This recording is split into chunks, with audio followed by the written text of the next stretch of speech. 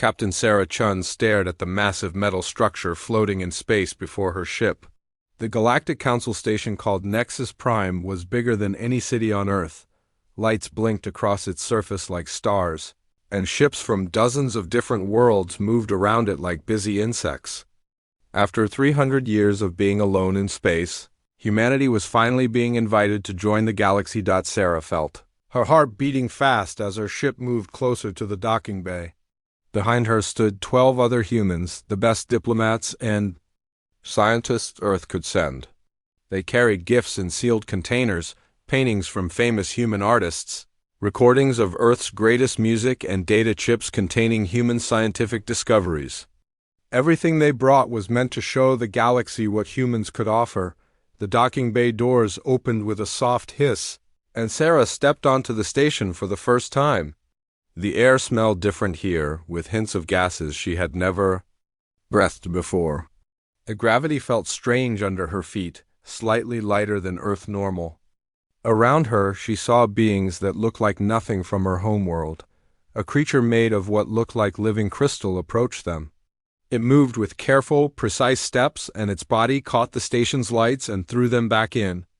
Rainbow patterns. When it spoke, its voice sounded like wind chimes in a gentle breeze. "Welcome, humans of Earth," the crystal being said. "I am Chancellor Vexthara of the Zephyrite people. We have waited long to meet your species." Sarah bowed slightly, the way her briefings had taught her. "Thank you for inviting us, Chancellor. I am Captain Sarah Chun, representing Earth and all humanity." Behind the Chancellor stood other beings that made Sarah's mind struggle to understand what she was seeing. One looked like a cloud of glowing gas that shifted and moved, but somehow held a basic shape. Another looked like a giant insect with too many eyes and arms that moved in perfect coordination. There were others, some with scales, some with fur, some that seemed to be made of metal or stone. "Come," Chancellor Vexthara said, "let us show you what awaits humanity among the stars." They walked through corridors that stretched farther than Sarah could see. The walls showed pictures that moved and changed, displaying scenes from hundreds of different worlds. Some showed cities that floated in clouds, others showed underwater civilizations, and still others showed beings living in the vacuum of space itself.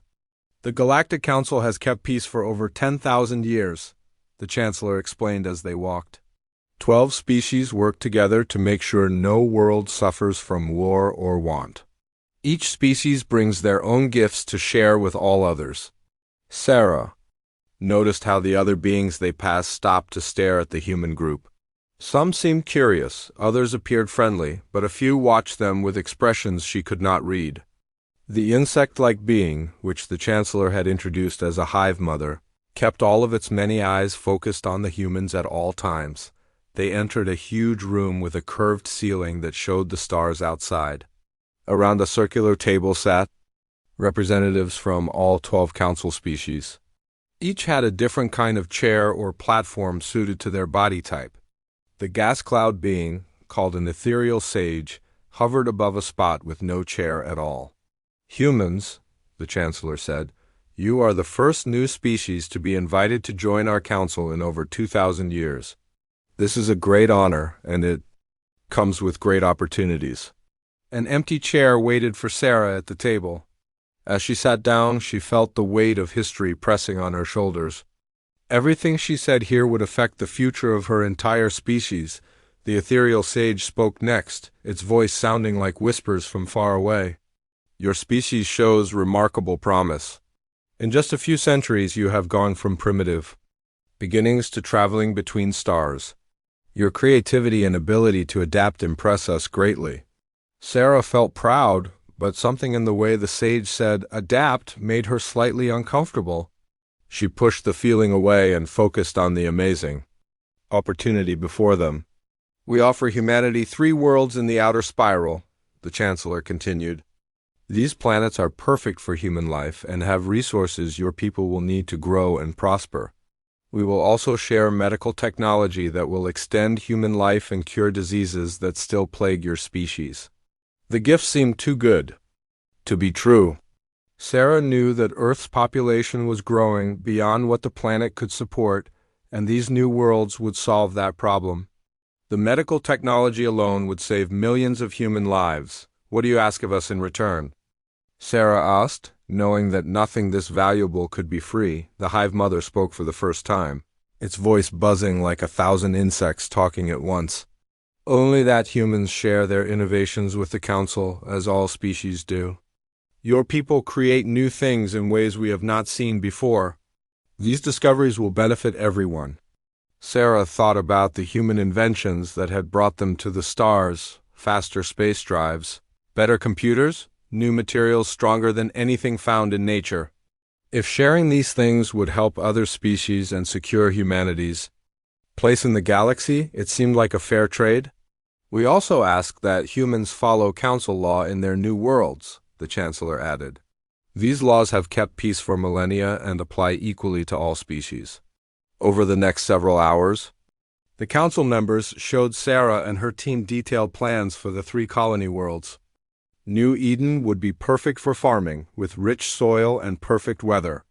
Prometheus Station would be built around a research facility where humans could work alongside alien scientists. Haven's Rest would become a cultural center where human art and ideas could spread throughout the galaxy. Each world looked better than anything Sarah had dared to hope for. The Council had clearly spent years studying human needs and preferences to create these perfect opportunities. As the meeting continued, Sarah noticed small things that seemed odd. When she asked questions about Council history, some members exchanged quick glances before answering. When she mentioned human population growth, several beings shifted uncomfortably. When her science officer asked about accessing the Council's historical databases, the request was politely redirected to later discussions. But these small concerns seemed tiny compared to the incredible gifts being offered.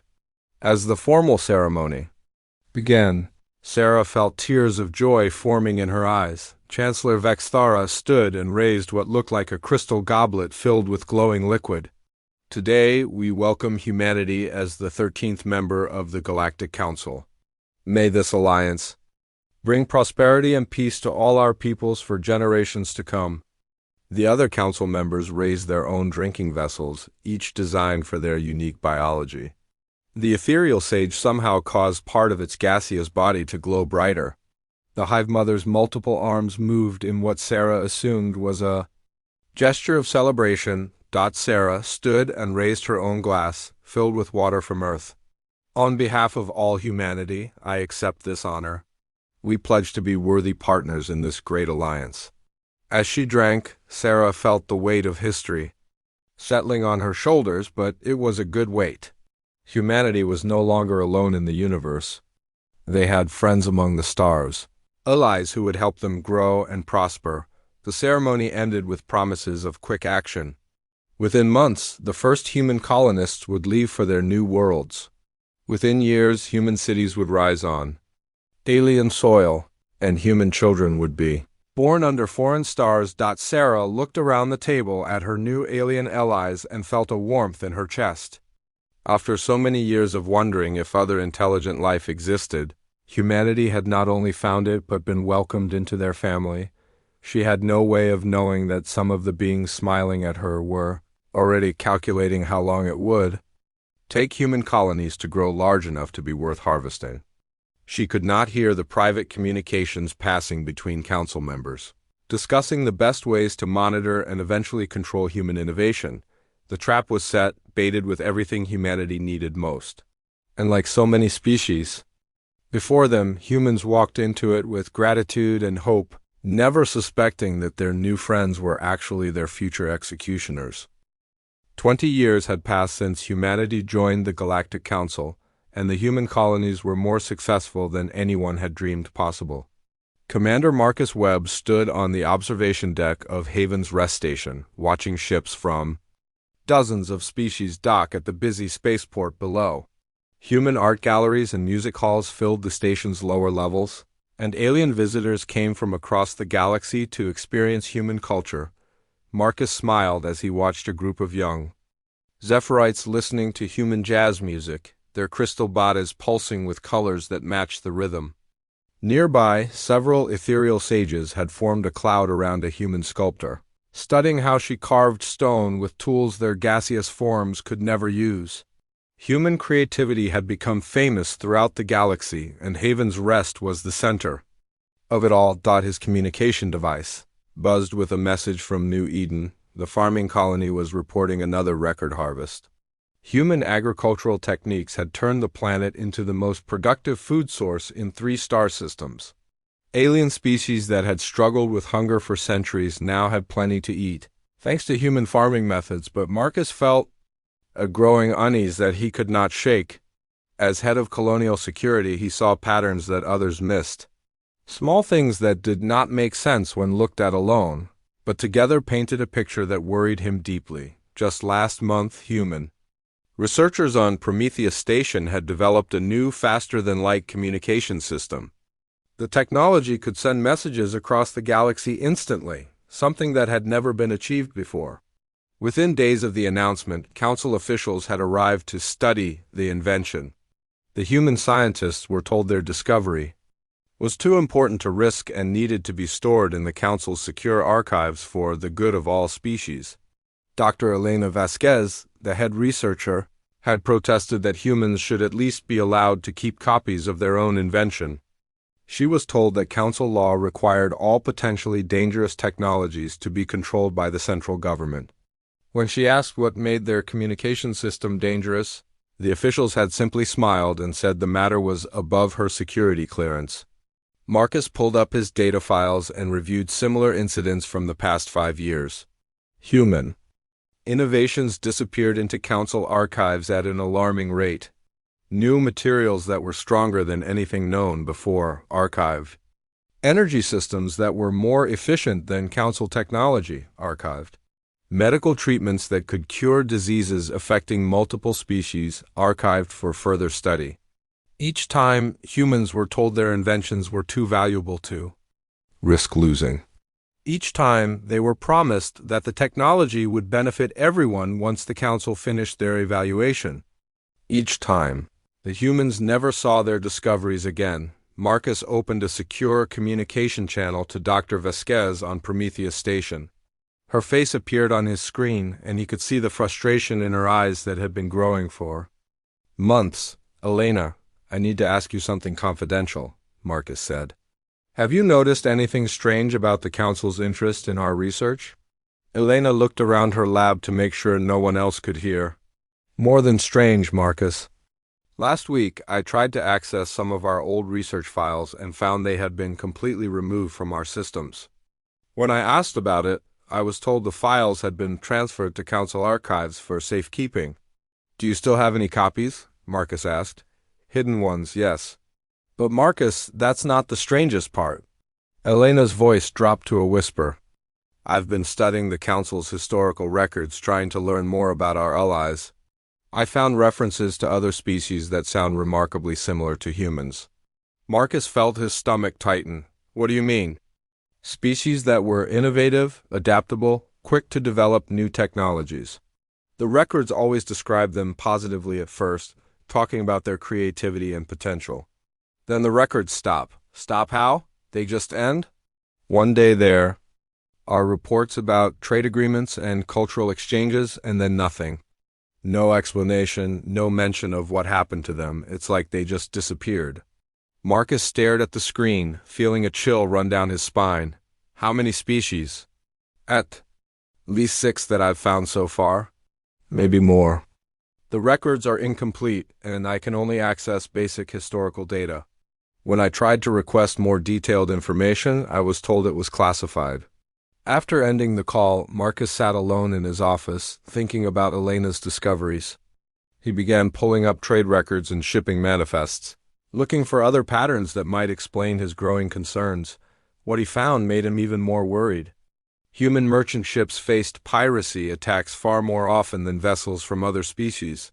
Trade routes that benefited human colonies were frequently changed without explanation, forcing human goods to take longer, more expensive paths to market.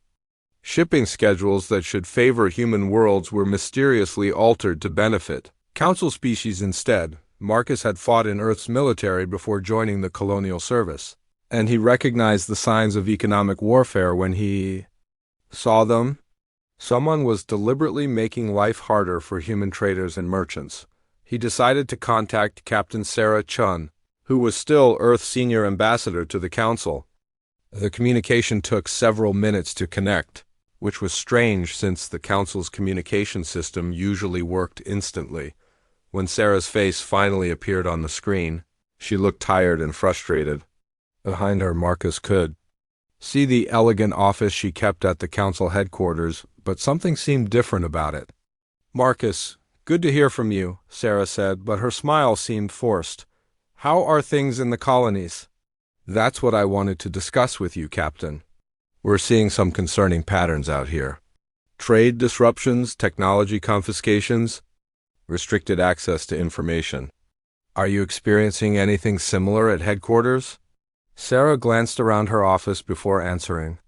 "We need to be careful what we discuss over open channels, Marcus. But yes, I've noticed changes. Chancellor Vexthara has been giving speeches about the need for responsible development and the dangers of unchecked expansion. When I ask what they mean, I'm told it's just general policy discussion. What about our access to council resources? Increasingly limited. Last month, I requested historical data about previous species who joined the council. I was told such information might be disturbing and wasn't relevant to current policy discussions." Marcus felt his worst fears being confirmed. "Sarah, Dr. Vasquez has found references to species that disappeared from council records." "Species? That sound a lot like us." Sarah's face went pale. "Marcus, we can't discuss this over normal communications. Too many people might be listening. I'm going to arrange for a secure meeting. Can you get to Nexus Prime without attracting attention?"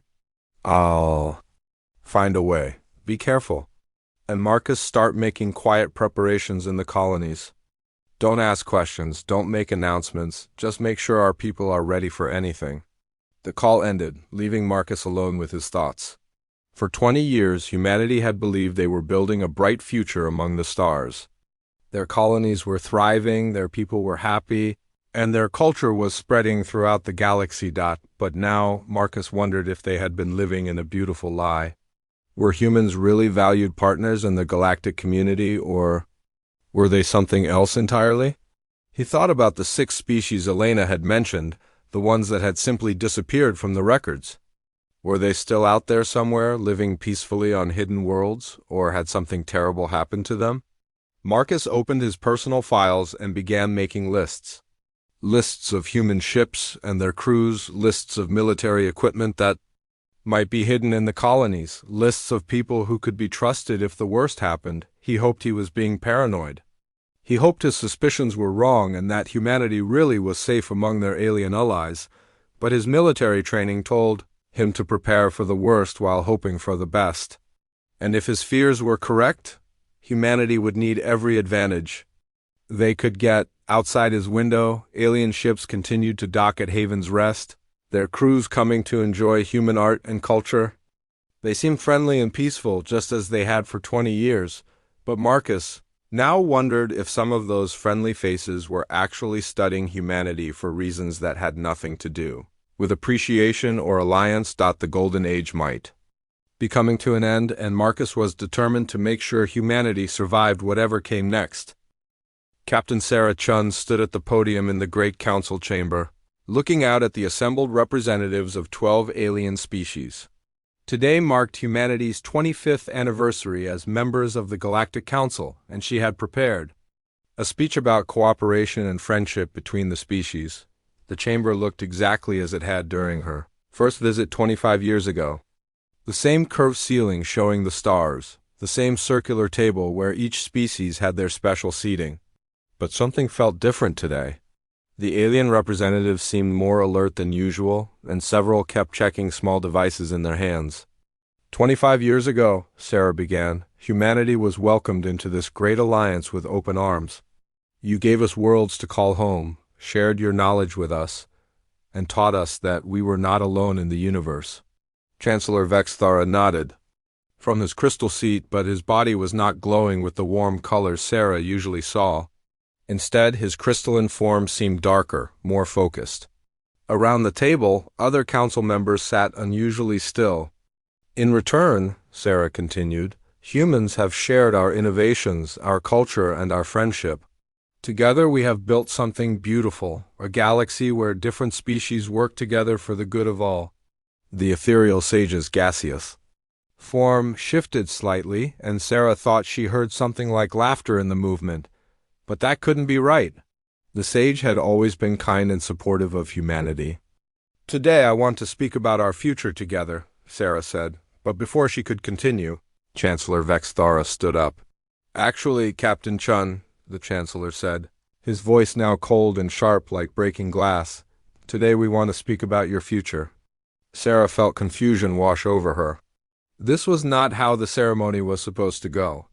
Around the chamber, she noticed that the doors had quietly closed, and armed guards from various species had appeared at each exit.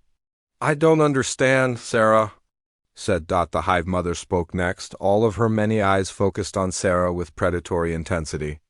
Understanding is not required, human, only acceptance. Suddenly, Sarah's communication device began buzzing with emergency signals. She looked down and saw messages flooding in from all 3 human colonies. The words she read made her blood turn cold. Under attack, ships everywhere, they're bombing the cities. Council forces have turned hostile. Sarah looked up at the alien faces around her, seeing them clearly for the first time. The expressions she had thought were friendly now revealed themselves as calculating and cruel. These beings had never been her allies.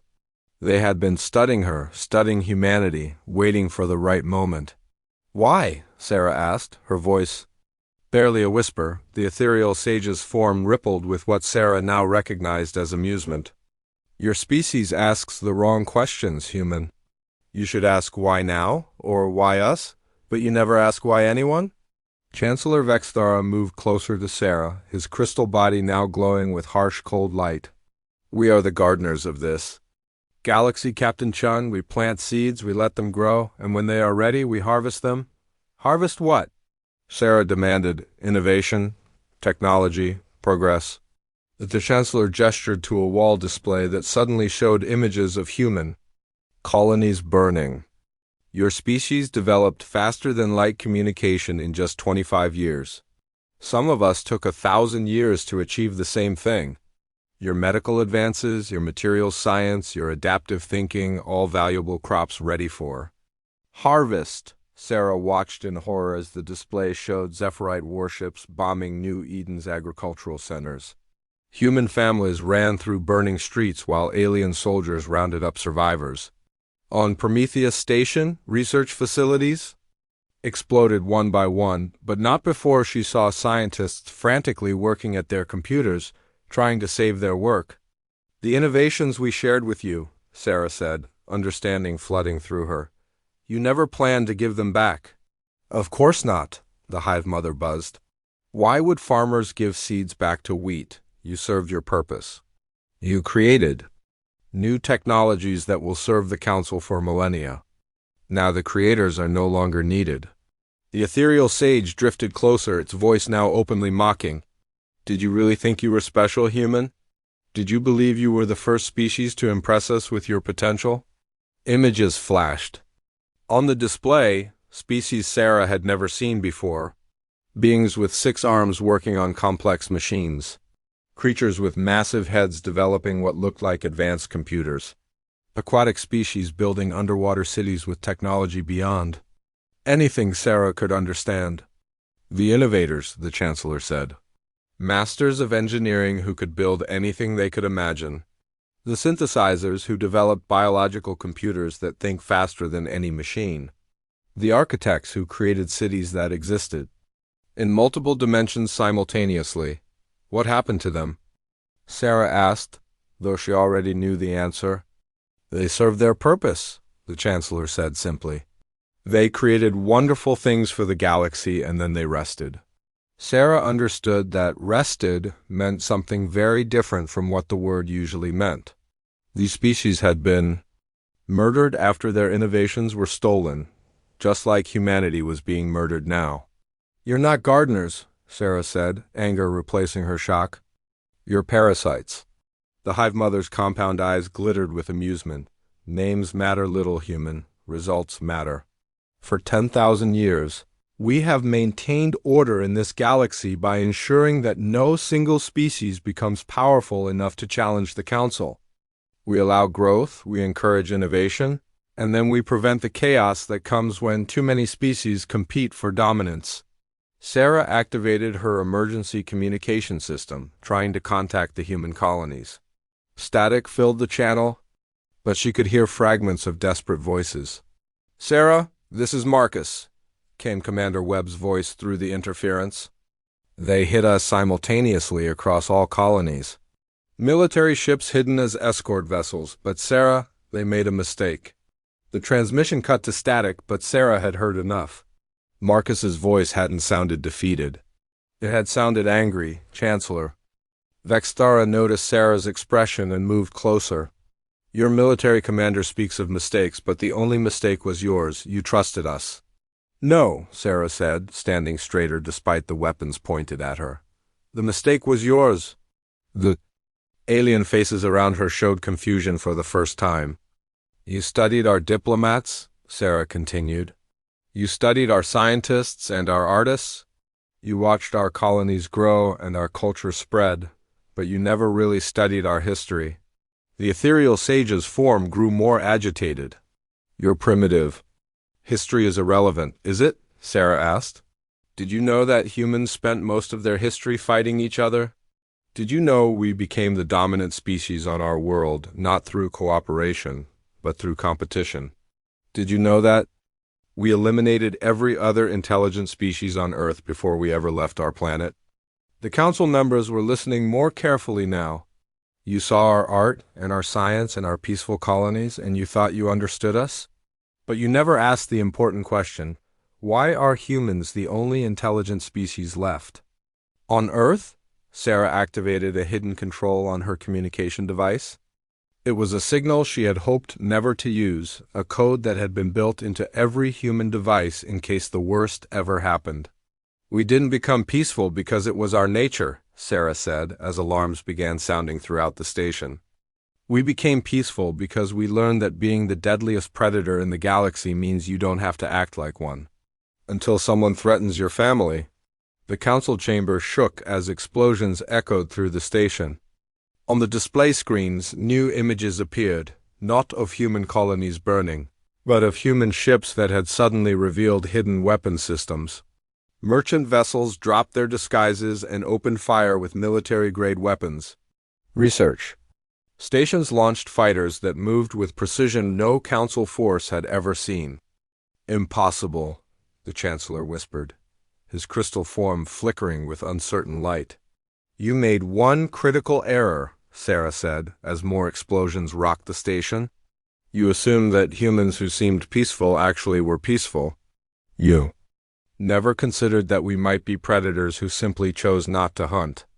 Through the chaos, Sarah could hear Marcus's voice coming through the communication system again. "Clearer now. This is General Webb of the Terran Defense Force to all Council vessels. You wanted to see what humanity really looks like. Now you're going to find out." The hunt had begun, but this time humanity would not be the prey. General Marcus Webb stood in the command center of what had been Haven's Rest Cultural Station just 12 hours ago. Now the art galleries and music halls had been converted into military coordination centers, and the peaceful artists and musicians revealed themselves as trained soldiers and intelligence officers. "Report," Marcus ordered as he studied the tactical displays showing the entire galaxy. Lieutenant Commander Torres, who had been running a small coffee shop on the station yesterday, now wore the uniform of a naval intelligence specialist. "All Council fleets are engaged, sir. They expected us to run or hide. Instead, we're hunting them." Marcus nodded grimly as he watched the status reports flowing in from across human space. The Council's surprise attack had been perfectly coordinated, hitting all 3 major human colonies simultaneously. But what the aliens hadn't known was that every human settlement, every research station, and every merchant ship had been prepared for this exact scenario. "Show me New Eden," Marcus said. The main display changed to show the agricultural colony that should have been burning under Zephyrite bombardment. Instead, Marcus saw something that would have seemed impossible to any council observer. The farming domes that had produced food for 3-star systems were opening like flowers, revealing missile batteries and fighter launch bays hidden beneath their peaceful surfaces. The Zephyrites hit the colony with everything they had, Torres reported. They destroyed the fake cities we built for them to see. But our people were already in the underground facilities we've been building for 20 years. Marcus watched as human fighters poured out of hidden bases, their ships moving with a precision that made the council pilots look clumsy and slow. The Zephyrite crystal ships, designed for fighting honorable enemies who announced their attacks and fought according to established rules, found themselves facing humans who struck from unexpected angles and used tactics no civilized species would consider. "Sir," another officer called out, "Dr. Vasquez is requesting immediate communication from Prometheus Station." Marcus activated the channel, and Elena's face appeared on the screen. Behind her, what had looked like a research laboratory now clearly showed the sophisticated military command center it had always been. "Marcus, we've got their attention," Elena said with a fierce smile. "The Hive Mother's fleet is retreating from our sector. Turns out their collective consciousness doesn't handle psychological warfare very well." "What did you do to them? Remember all that medical research we've been doing? We didn't just study human biology, we studied theirs too." Elena held up a small device that looked like a simple radio transmitter. "This broadcasts on the exact frequency that disrupts Hive Mother brain connections. We've been calling it the confusion ray." Marcus watched as the tactical display showed Hive Mother ships flying in random directions, their perfect coordination completely destroyed. Some were even firing on each other as their shared consciousness broke down into chaos. "Excellent work. What about the other species?" "Even better news," Elena said. "You know all those innovations the Council confiscated from us over the years? We kept copies of everything, and we've been improving them." She gestured to her team, and Marcus saw scientists working with equipment that looked far more advanced than anything the Council had ever seen. "Our communication system isn't just faster than theirs anymore. It's completely undetectable. Our new materials aren't just stronger, they can repair themselves. And our medical treatments?" Elena's smile turned predatory. "Let's just say we've learned exactly how to hurt every species that tried to hurt us." Marcus felt a grim satisfaction as he realized the scope of humanity's deception. For 25 years, while the Council thought they were studying and controlling human innovation, humans had been studying and preparing to fight every species in the galaxy. Status report from all sectors. Marcus commanded. The information flowed in from across known space, and each report brought better news than Marcus had dared hope for. The ethereal sages, who fought by disrupting enemy communications and creating confusion with their gaseous forms, found themselves facing human ships equipped with atmospheric manipulation systems. What had been developed as weather control research now pulled the gas-based aliens into containment fields where they could be safely captured. The crystalline Zephyrites, whose ships were nearly indestructible and could repair themselves by absorbing minerals from asteroids, discovered that human weapons now used a special type of energy that disrupted their molecular structure. 20 years of geological surveys had taught humans exactly how to break crystal formations apart. Species after species found their greatest strengths turned into weaknesses by humans, who had spent decades studying them while pretending to be harmless farmers and artists. "Sir, incoming message from Captain Chun," Torres announced. Sarah's face appeared on the screen, and Marcus was relieved to see she was safe. Behind her he could see the council chamber, but now it was filled with human soldiers instead of alien representatives. "Marcus, I have control of Nexus Prime. The council members are in custody. How did you manage that?"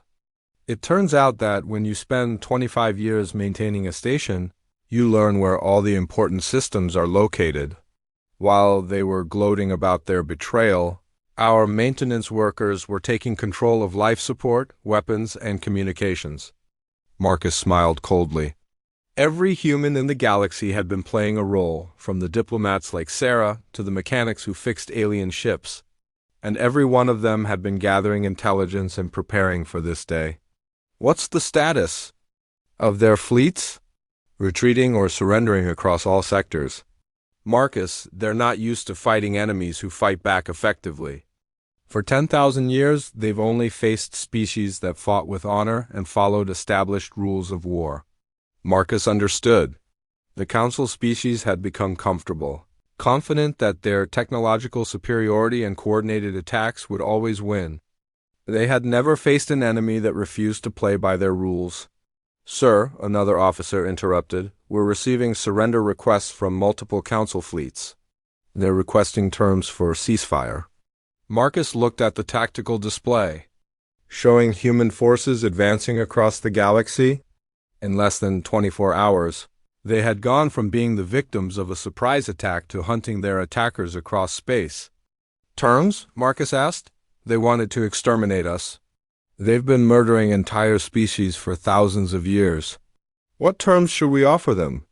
Sarah's voice came through the communication system. "Marcus, I've been interrogating the Council leaders. They're terrified. They've never seen anything like human military doctrine. They keep asking how we developed such advanced weapons so quickly." "And what did you tell them?" "The truth, that we've been preparing for this fight since the day we joined their council. Every innovation they confiscated, we had already improved. Every weakness they thought they found in us was actually a strength we were hiding." Marcus thought about the human families who had died in the initial attacks, the colonies that had been bombed, the people who had trusted in the Council's friendship only to be betrayed. His anger burned cold and focused. "Open a channel to all Council forces, Marcus." Order. The communication system connected him to every alien ship in the galaxy.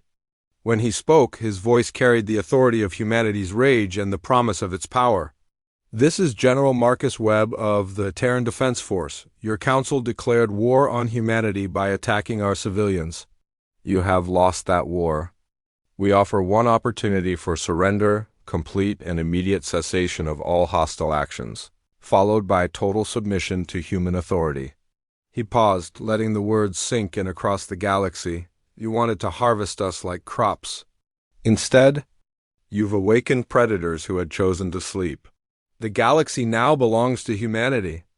You can accept that fact and live under our protection, or you can continue fighting and discover why humans became the only intelligent species left alive on Earth."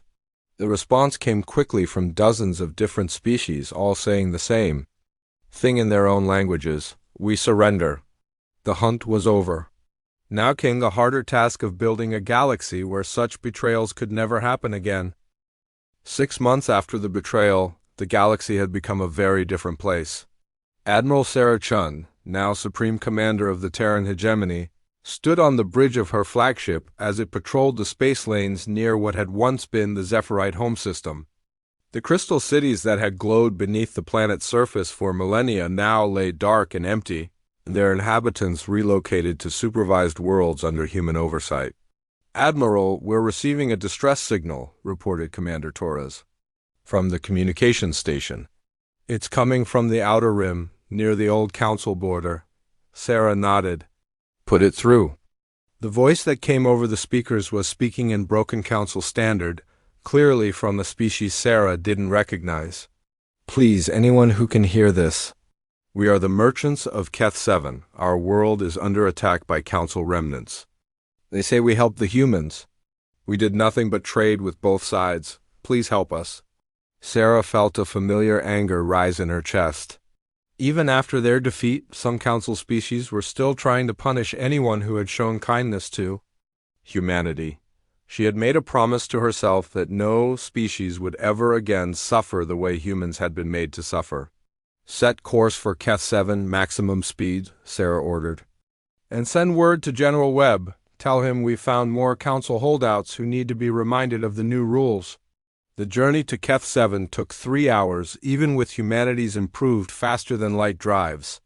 When they arrived, Sarah saw a sight that filled her with rage. 4 ethereal sage vessels were bombarding the planet's surface while smaller ships rounded up the fleeing inhabitants. The ethereal sages had been among the worst of the council species, using their gaseous forms to infiltrate other species' ships and kill the crews from inside. They had personally overseen the extermination of at least 3 innovative species in the past 1,000 years. "Open a channel to the attacking ships," Sarah commanded. The response came in the whispering voice she remembered from the council. "Chambers, human vessel, this is not your concern. These beings aided your rebellion against lawful authority. They must face justice." Sarah's voice was cold as space when she replied, "This is Admiral Sarah Chun of the Terran Hegemony. You have 30 seconds to stop your attack and surrender, or we will demonstrate why your species should have stayed hidden in the gas clouds where you belong." Laughter like wind through broken glass came over the speakers. "You are only one ship, human. We are many, and we have learned to fight your tactics. You cannot defeat us here." "I don't need to defeat you," Sarah said. "I just need to contain you." At her signal, her ship launched what looked like ordinary missiles toward the ethereal vessels. But these weren't weapons. They were atmospheric processors designed specifically for fighting gaseous life forms. When they detonated, they created electromagnetic fields that trapped the ethereal sages in tight bubbles of contained space. "Impossible," the ethereal leader whispered as its form was compressed into a fraction of its normal size. "This technology does not exist. It does now," Sarah replied. "We've had 6 months to improve on our designs. 6 months to think about all the species you've murdered over the centuries." The other ethereal ships tried to flee, but human vessels emerged from hyperspace around them. General Webb's voice came over the communication system from his own flagship. "Sarah, good to see you made it to the party. We've been tracking this group for weeks. How many more are out there, Marcus?" "Fewer every day. The galaxy is learning that hiding council remnants leads to human attention, and human attention leads to permanent solutions." Sarah watched as the captured ethereal sages were loaded into containment vessels for transport to the prison worlds humanity had established. These weren't death camps. Humans had decided they were better than the species who had tried to exterminate them. But they were secure facilities where former council members could live safely while being prevented from harming anyone else. "Admiral," Commander Torres called out, "we're receiving messages from across the sector. Multiple species are requesting human protection from council holdouts." Sarah wasn't surprised. Word had spread quickly throughout the galaxy that humanity kept its promises. When humans said they would protect a species, they meant it. When they said they would hunt down those who committed genocide, they did that too. "Marcus, I'm leaving. You to finish cleanup here. I need to check on the integration programs." Sarah's next stop was New Harmony, a world that had been established specifically for refugees from species that had been targeted by the Council. Representatives from over 40 different species lived there together, sharing knowledge and rebuilding their cultures under human protection. As her ship approached the planet, Sarah could see the results of 6 months of careful work. Cities built with architecture from dozens of different worlds, research facilities where species that had never met before worked together on projects the Council had forbidden, and schools where children from across the galaxy learned together. Dr. Elena Vasquez met Sarah at the spaceport, her face showing both exhaustion and satisfaction. "Sarah, you need to see what we've discovered." They walked through the city center, where Sarah saw zephyrite crystals growing in harmony with organic gardens tended by species that breathed methane. Aquatic beings had built water channels that flowed between the buildings, while flying species had constructed aerial platforms that connected the various levels. "It's beautiful," Sarah said. "More than that," Elena replied. "It's proof that the Council was wrong about everything. They claimed that different species couldn't coexist without their control, that innovation led to chaos, that peace required oppression." They entered a research facility where Sarah saw something that would have been impossible under Council rule. Scientists from 12 different species, including some former council members who had renounced their past actions, were working together on a project to restore worlds that had been damaged by centuries of exploitation. The former council species who chose to join us have been incredibly helpful, Elena explained. They know where all the hidden archives are, all the lost technologies from extinct species. We're bringing back innovations that were stolen and hidden for thousands of years. Sarah felt a deep satisfaction as she watched beings who had once been enemies working together to heal the damage their leaders had caused. This was what the galaxy could be when fear and control were replaced with cooperation and justice. Her communication device buzzed with a priority message from Earth. She opened the channel and saw the face of President Martinez, humanity's elected leader. Sarah, I wanted to give you the latest numbers. We now have formal alliance agreements with over 300 species. Another 50 have requested membership in the hegemony, and the council resistance is down to less than 12 holdout groups. What about the war crimes trials? The first convictions came through today. The surviving members of the inner council have been sentenced to life imprisonment with the requirement that they spend their time helping to restore the species and worlds they destroyed. Sarah nodded approvingly. Humanity had decided that the best punishment for those who had committed genocide was to force them to spend their remaining lives undoing the damage they had caused. There's one more thing, Sarah, the president continued. We've received a request that I think you should handle personally. What kind of request? 3 species in the far spiral have asked for human guidance in establishing their own defensive alliance. They want to learn our military and diplomatic techniques so they can protect themselves from any future council-type threats.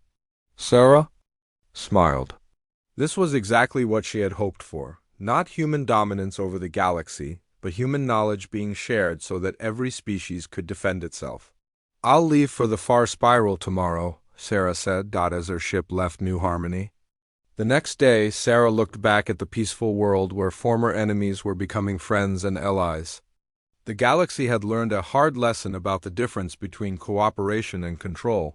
Between protection and oppression, humanity had been betrayed, hunted, and nearly exterminated. But instead of becoming the same kind of predators that had threatened them, they had chosen to become guardians. They patrolled the space lanes not as conquerors but as protectors, ensuring that no species would ever again face the systematic extinction that the Council had practiced for millennia. The great hunt was over, but the greater work of building a just galaxy had only just begun. And humanity, the species that had learned to survive by becoming the deadliest predators on their world, had now learned something even more important: how to use that deadly strength to protect rather than destroy. In the end, that made them the most dangerous species the galaxy had ever known and the safest guardians it could ever hope for.